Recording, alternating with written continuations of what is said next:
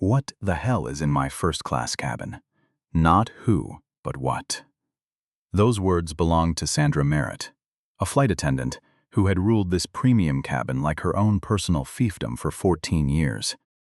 Arms crossed, she glared down at the man in seat 4A, as if he were a piece of literal trash, defiling the pristine luxury of SkyBridge Aviation. The man looked up, his fingers still marking his page in a battered, spine-cracked paperback. With his faded dark green jacket, scuffed jeans, and a few days of stubble, he looked exactly like a vagrant who had slipped through the partition curtain when no one was looking. "Excuse me?" he asked, his voice unsettlingly calm. "Sir, this is the SkyBridge Premier Cabin. These seats go for over $4,000. Sandra snatched the boarding pass right out of his hand, flipping it over with pure disgust. "Where did you get this? Did you pick it up off the terminal floor? Or did you buy it with food stamps? Get out of that seat before I have security drag you off this plane." Around them, high-flying executives turned to stare, tossing mocking glances his way. A few stifled scoffs echoed through the cabin. But the man didn't flinch. He didn't stand up, and he didn't offer an explanation. He just locked eyes with Sandra, let a faint, cold smile touch his lips, and slowly turned the next page of his book. That terrifying calm felt like a physical slap to the arrogant flight attendant's face. Sandra was losing her mind. What she didn't know was that this seemingly unkempt man, the one she had just humiliated in front of a cabin full of VIPs, was the one person on this entire aircraft she should have never, ever messed with. A mistake that was about to cost her entire career the second this plane touched the ground. Let's rewind. 45 minutes before it all went down. Denver International Airport, 7:22 in the morning. The kind of early that still smells like floor wax and the ghost of yesterday's coffee. He had come through security alone. No assistant, no publicist, no one walking ahead of him clearing the path. He carried a single bag, a soft-sided duffel, dark navy, worn at the straps. He moved through the terminal at the pace of a man who has been in airports so many times that they stopped being impressive somewhere around the year 2001. His name was Keanu Reeves. He was 60 years old. He did not look like a movie star, which is something people always got wrong about him. He had never looked like the idea of a movie star. He looked like a person, a specific, quiet, unhurried person who happened to have made some of the most watched films of the last 30 years. But none of that showed when he walked through an airport, carrying his own bag. None of it showed on his face. None of it decorated the green jacket or the jeans or the worn sneakers. That was the thing about Keanu Reeves that most people didn't understand until they were standing next to him. He wasn't hiding. He just wasn't announcing. At the gate, he handed his boarding pass to the agent. A young man named Derek, 20s, tired eyes, third day in a row opening the terminal. Derek scanned it, glanced at the screen, glanced at the name, and went very still for about 2 seconds. Then he looked up. "Have a great flight, Mr. Reeves." Keanu smiled. Not a performance, just a smile. The kind that reaches the eyes. "Thanks, man. You too." He walked down the jet bridge. He found 4A. He put his duffel in the overhead bin, gently making room for the bag already up there, and he sat down. He pulled the paperback from his jacket pocket. He opened it. He was on page 214. He had no idea what was coming. But we should notice something before Sandra Merritt arrives. Something small, tucked into the front cover of that paperback, used as a bookmark, was a photograph, worn at the edges. A little faded, a woman with dark hair and a wide laugh, caught mid-sentence by whoever was holding the camera. He had carried that photograph for over 20 years. He never talked about why. He didn't need to. Some things don't need explaining.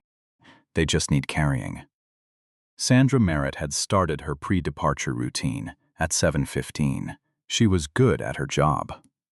That's important to say because good at a job and good as a person aren't always the same thing, and Sandra had spent 14 years confusing the two.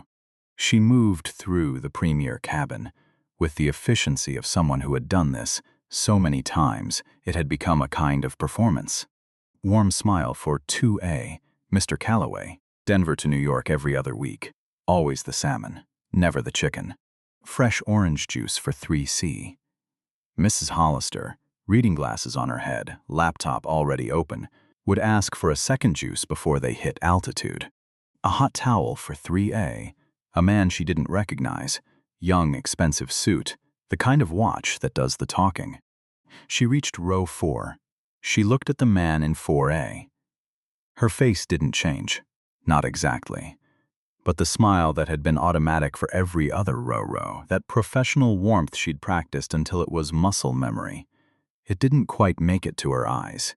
She moved on to row 5. She did not offer a drink. She did not offer a towel. She did not say good morning. The man in 4A noticed. He noticed the way people notice things they've long since stopped being surprised by. He looked up for a moment. Then he looked back at his book.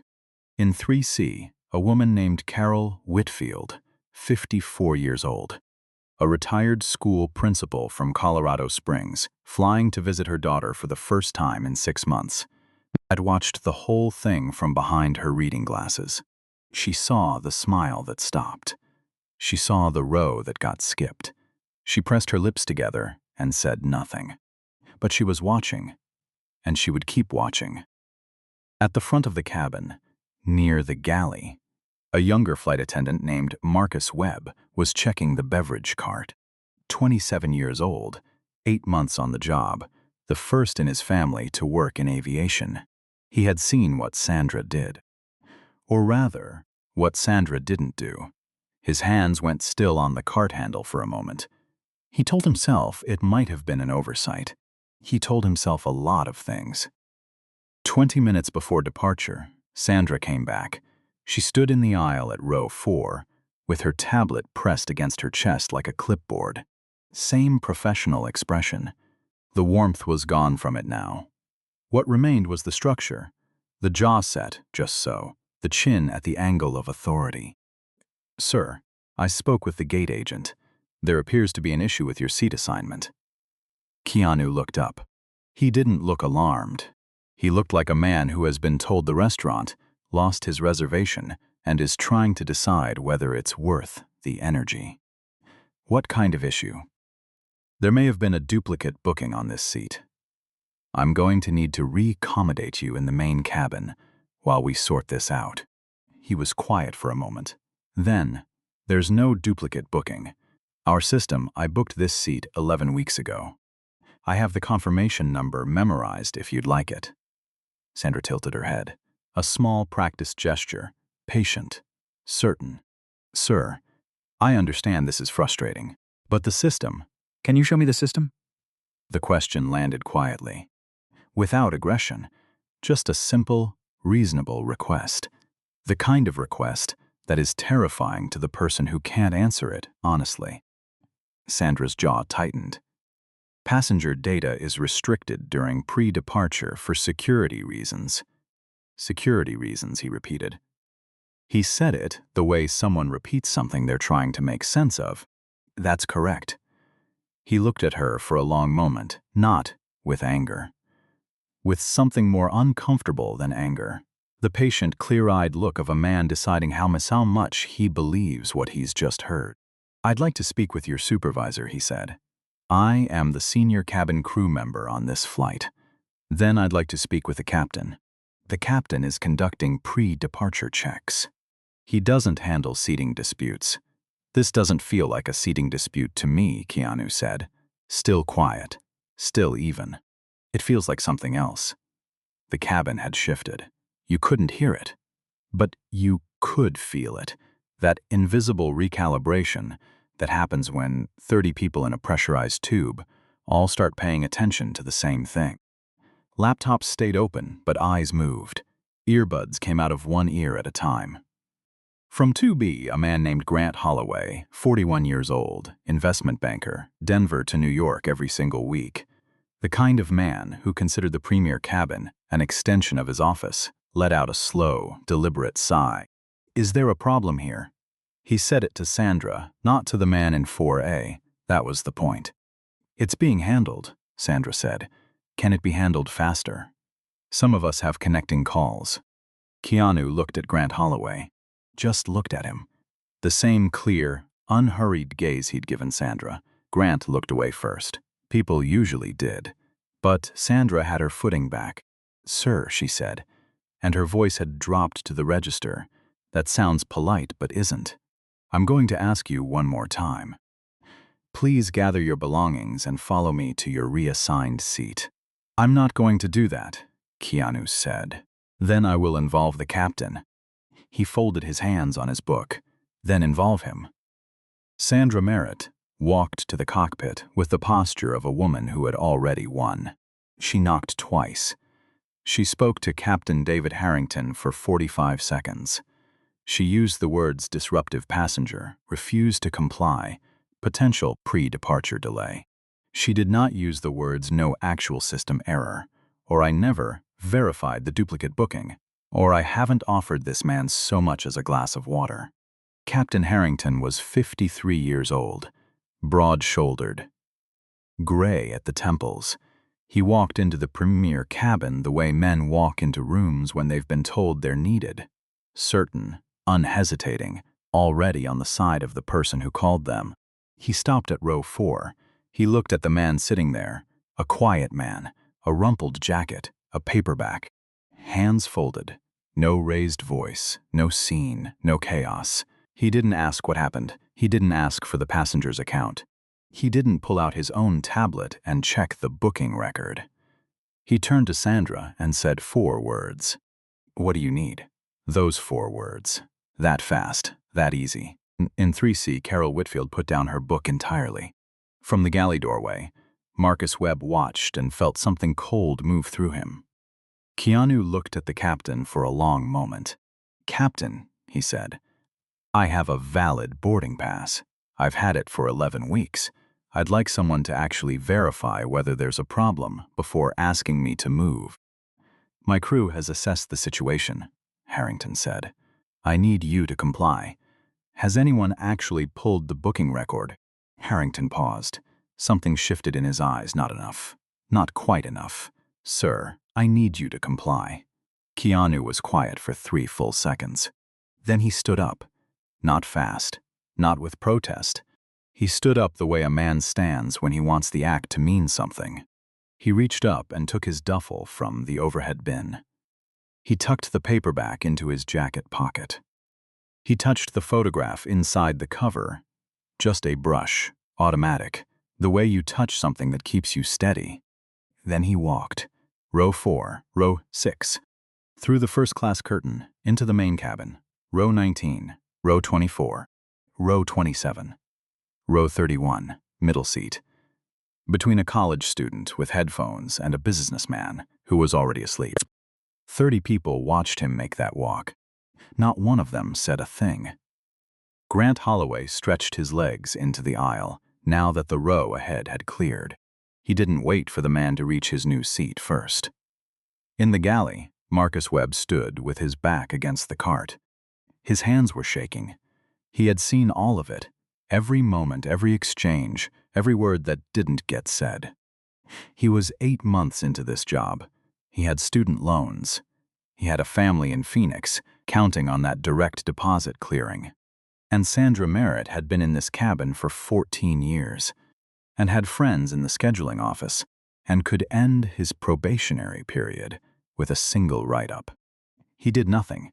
He would think about that for a very long time. In seat 3C, Carol Whitfield did something small, so small that only one person on the plane would ever know it happened. She took a piece of notepaper from her carry-on, the kind she used to take notes during school board meetings, and she wrote 3 things down. 4A, Keanu Reeves. No error. She folded the paper once and slipped it into her jacket pocket. 30 years of running a school, you learn that documentation is quiet power. Row 31. Middle seat, main cabin, The leather was gone. The extra 4 inches of legroom were gone, the warm towels and the fresh juice and the acknowledgement that you were a human being who had paid for a specific experience were gone. In their place, a tray table that wouldn't lock flat, a window that belonged to someone else, and 2 strangers who hadn't looked up since he sat down. Keanu buckled his seatbelt. He pulled the paperback from his jacket and held it on his lap without opening it. Outside, through a window 3 rows ahead, the Denver tarmac was catching the first real light of morning. Fuel trucks moved in slow arcs. A ground crew in orange vests was talking to each other, one of them laughing at something the other had said. The world kept moving. It always does. He looked at the seatback in front of him, and his mind went somewhere it didn't usually go on airplanes. He thought about a film set in 2003. A day off between shots somewhere in rural New Zealand, and he had found a little diner at the edge of a town that barely had a name. He'd sat at the counter and ordered coffee and a piece of pie. The woman who brought it to him was maybe 70 years old. She'd set down the plate and looked at him the way people sometimes look when they recognize a face but can't quite place it. He had smiled at her. She had smiled back. They had talked for 20 minutes about nothing: the weather, the scenery, whether the pie was better with or without ice cream. She never figured out who he was. And he had never stopped thinking about what that felt like. Being in a room where no one knew, and being treated with the same baseline decency that should belong to every person in every room on every day. He hadn't always had that. He hadn't always been without it, either. He knew what it was. He knew exactly what it felt like when it was taken away. He sat with that for a while. Then he reached into the duffel at his feet and pulled out his phone. He didn't record anything. He didn't post anything. He opened his contacts, scrolled to a name, and typed a message. Short, specific, the kind of message that contains no dramatics because it doesn't need them. He put the phone back. He opened his book. He was on page 215. What almost no one on that flight knew was this: SkyBridge Aviation had been in the middle of a very public story for the past 6 weeks. A piece in a business magazine had profiled the company's new ownership structure. A private equity consortium that had taken a majority stake the previous year, reorganizing management from the board level down. The article had focused on the consortium's lead investor, a quiet and notably private man who had made his money in technology and media, who had a policy of never speaking to the press, who was, according to 3 different sources, deeply, personally invested in what the article called the passenger experience as a reflection of corporate values. The article had not included a photograph. It had mentioned, in the second-to-last paragraph, that the lead investor had first encountered SkyBridge on a flight from Los Angeles to London 7 years ago, during a period of his life when he was, as the article put it, not yet what he would become. The article did not mention his name. The article did not mention that he had since become one of the most recognizable human beings on the planet. It did not mention that he flew commercial, always, and almost never announced himself. It did not mention that in the past 3 years, he had quietly arranged to purchase a controlling interest in SkyBridge Aviation, not because it was a good investment, though it was, but because he believed that an airline should be a place where every person who walked down the jet bridge felt, for the duration of that flight, that they mattered. His name was Keanu Reeves, and he was sitting seats 31B. SkyBridge Aviation, corporate offices, Denver, Colorado, 8th floor. A glass conference room, east-facing windows, morning light, cutting across a long table covered in quarterly reports and a half-empty coffee pot from a meeting that had started at 6. Trevor Cole, Chief Operating Officer, SkyBridge Aviation, 7 years with the company, was mid-sentence about gate turnaround times when his phone buzzed. He read the message. He set the phone down. He picked it up and read it again. He looked at the woman across from him. Nadine Marsh, head of HR, sharp, calm, the person you wanted in the room when something went wrong. "We have a problem," he said. He showed her the screen. She read the message. Her expression didn't change in any visible way. But her posture did, that almost imperceptible tightening that happens when someone's professional mind starts running very fast. Which flight? Trevor was already pulling up the operations dashboard on his laptop. Denver to New York, SB 1140. She's already pushed from the gate. He checked the timestamp. Wheels up, 7 minutes ago. He picked up his desk phone and dialed operations. This is Trevor Cole. SB 1140, Denver to New York. I need the full passenger manifest, booking records for the premier cabin, and crew credentials for the lead flight attendant. Right now, and I need a ground contact ready at JFK before wheels down. He listened for a moment. No, I need it before we land. Get me the gate supervisor at JFK on standby. He hung up. Nadine was already writing. In seat 31B, somewhere over Nebraska, Keanu had gotten to page 231 when the flight attendant appeared. Not Sandra, not Marcus. A third one. A woman named Patricia, mid-40s, the kind of steady professional calm that comes from having handled turbulence in more than one sense of the word. "Mr. Reeves," she said quietly. "My name is Patricia Vance. I'm the second service lead on this flight."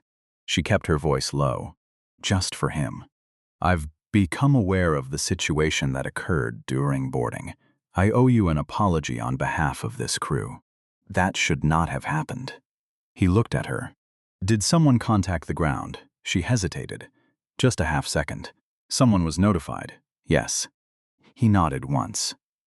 "Thank you, Patricia. Can I bring you anything?" He thought about it.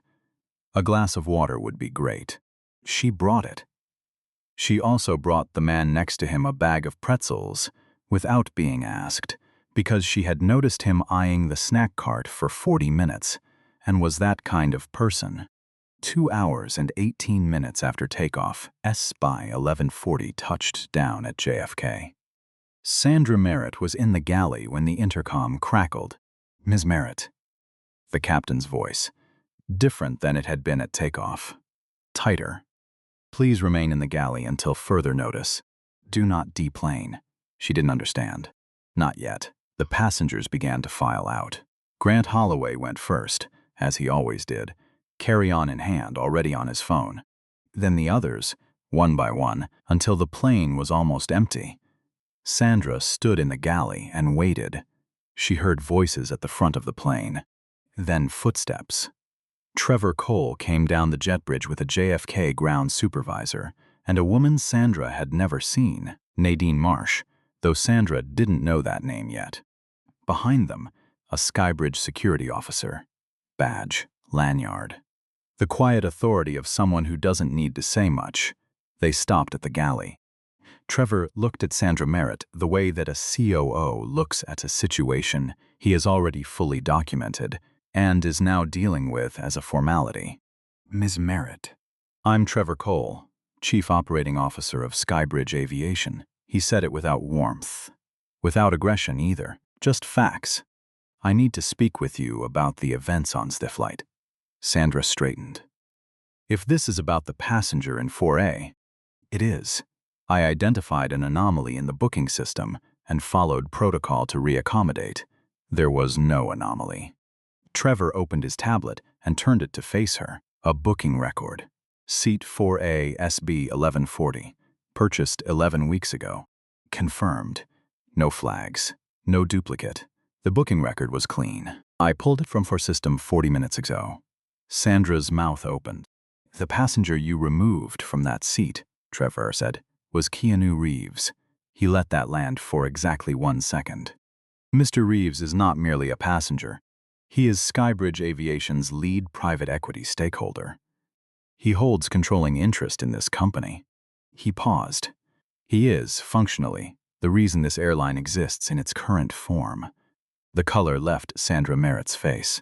She looked like a woman watching a wall come down that she had assumed was permanent. He's also, Trevor continued, a private individual who asks for no special treatment when he flies our aircraft, and who has never received any until today. When your treatment of him was the opposite of special. I didn't, she started.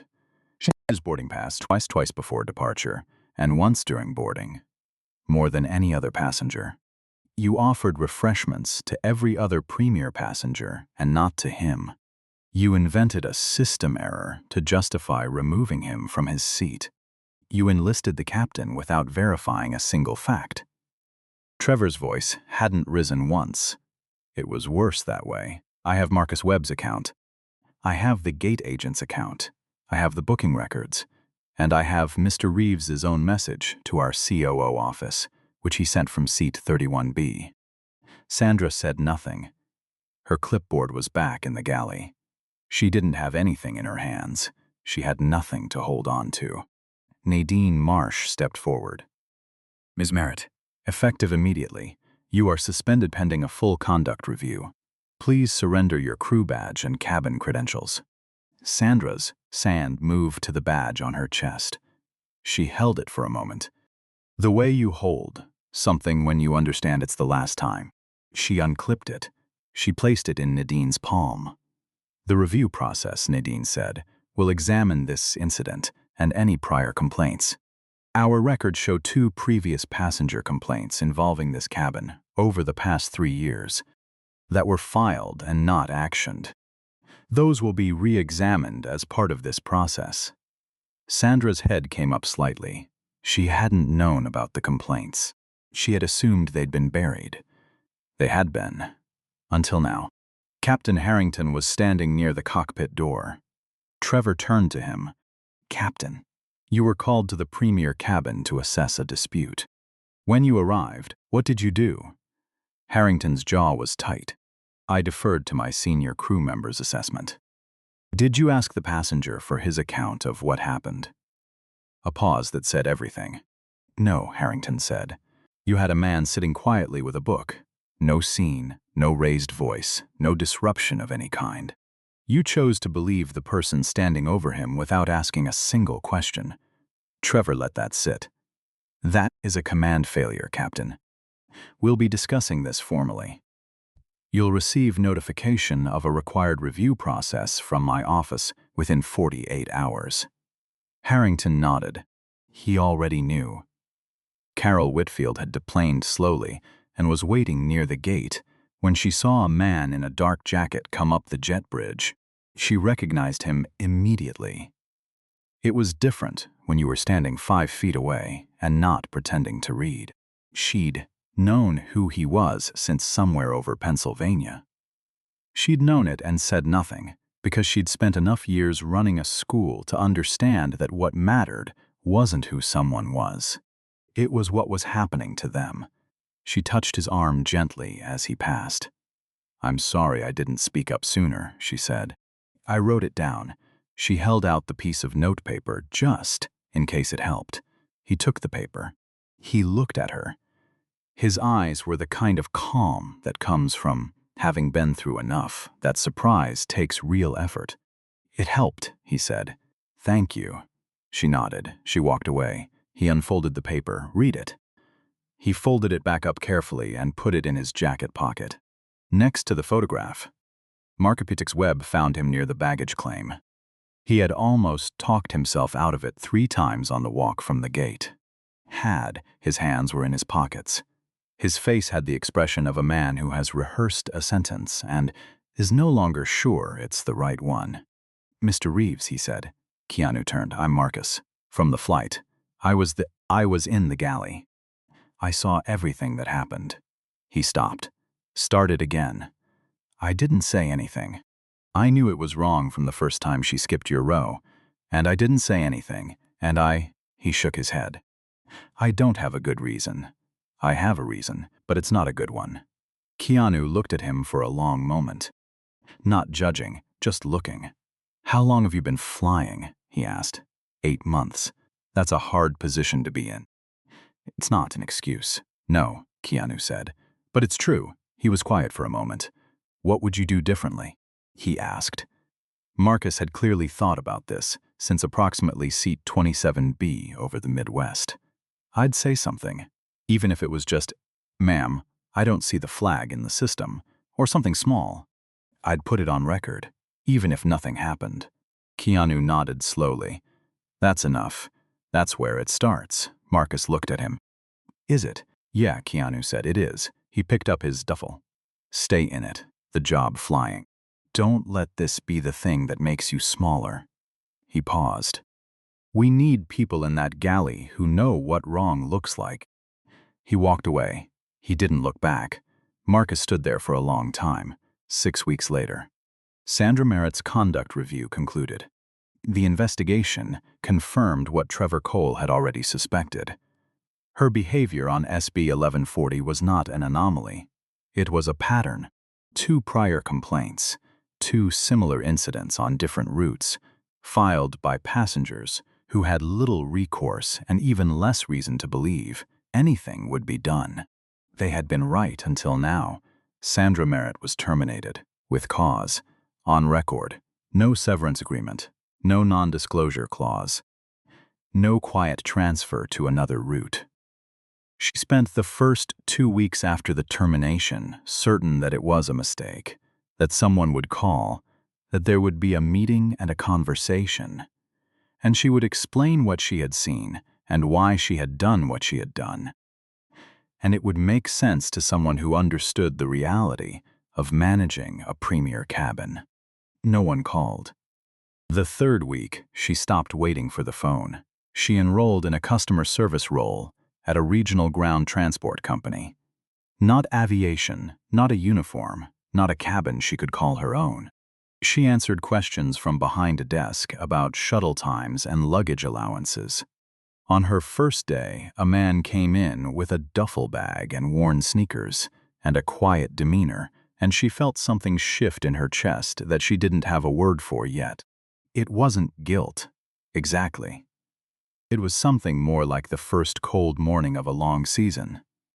The kind where you finally understand that the weather has changed, and it isn't changing back. She started thinking about what she had actually looked at when she looked at seat 4A. Not a man, a silhouette, shape, that didn't match the template she carried in her head for what a premier passenger was supposed to look like. She hadn't seen him. She had seen the gap between him and her expectation. That was the thing she had to sit with. It wasn't comfortable. She had not expected to feel it, this long, this specifically. She enrolled in an online course on unconscious bias, not because SkyBridge required it, because she kept seeing, in the exact sequence she had run through on flight SB 1140, the precise moment she had chosen to listen to her assumptions over the evidence in her hands. A valid boarding pass, a man with a book, an ordinary morning. She had made it into something else. She wasn't sure she could undo that. She was beginning to understand that the point wasn't undoing it. The point was learning to see what was actually in front of you, not the story your brain had already written. It was a long, uncomfortable lesson. She was still learning it. Captain David Harrington completed his mandatory review and an 8-week leadership training program developed by SkyBridge's new operations standard, a program Trevor Cole had named the Passenger First Protocol. Harrington did not protest. He did not appeal. He showed up to every session, took notes, and on the last day told the program facilitator that the hardest part wasn't the coursework. The hardest part was replaying those 4 words he had said to Sandra Merritt in the premier cabin. "What do you need?" He heard them differently now. He heard what they hadn't asked. He heard the man with the book, who he'd never spoken to. He heard everything he had delegated away in 30 seconds because it was easier than asking one more question. He flew again, 3 months later. He walked every cabin. Before departure, personally, he introduced himself to every crew member, every time. He asked the one question he hadn't asked on SB 1140. "Is there anything I should know?" Marcus Webb was still. flying. He had called his mother the night of the Denver flight and talked for an hour. Not about Keanu Reeves, not about Sandra, not about the drama of it. He talked about the moment he had stood in the galley doorway, with his hands still on the cart and known, without question, without hesitation, without the benefit of any complicated moral philosophy, that what was happening in row 4 was wrong, and he had stayed behind the cart. He had asked his mother what that made him. She had told him it made him a person who'd had a bad day, and that the question was what he did with the next one. He thought about that on his next 50 flights. He started speaking up, not loudly, not with speeches. Small, specific, documentable moments, flagging when he noticed a boarding pass check that seemed to target a specific passenger, noting in his incident log when something felt off, asking the question Sandra never asked, "Do you want me to pull the booking record to confirm?" 7 months after SB 1140, he was asked to contribute to SkyBridge's new passenger first training program. He was 27 years old and 8 months into his career. He wrote about the galley doorway, about what it felt like to know and not act, about the specific texture of that silence and what it cost. He was not proud of the story. He told it anyway. That was the point. Keanu Reeves arrived at JFK that morning, took a car to his hotel, and was in a meeting by noon. He did not issue a statement. He did not post anything. He did not call a journalist or a publicist, or anyone who could have turned what happened on SB 1140 into a story that was about him. He told Trevor Cole to handle it on a corner policy and to let the process do its work. What he did do, 3 months later, quietly, through the SkyBridge Foundation arm he had funded as part of his original investment, was provide a grant for a passenger advocacy training program at 3 regional airline hubs. The program trained cabin crew on what bias looks like in real time, not in a classroom case study, in the actual sequence of a pre-departure routine. The curriculum was built around a simple question, the same one Marcus Webb had started asking on every flight. What am I actually seeing? Not the shape I expected, not the silhouette that doesn't match the template, not the story I've already written before the plane leaves the ground. What is actually in front of me? It was a small program. It didn't make the news. It wasn't designed to. But somewhere, on a route that wasn't Denver to New York, a flight attendant paused at a row that her training told her to pause at, and she asked herself that question, and she smiled at the passenger who was sitting there. Not the performance smile, the real one, and said, "Good morning. Can I get you anything before we take off?" The passenger looked up. They said, "Yes, please." That was all. No scene, no drama. No one turned around to notice. That was the whole point. The seat was row 4. Tick. The passenger had a book on their lap with a worn spine and a photograph tucked in the front cover, faded at the edges. He turned the page. Outside the window, the morning was just beginning.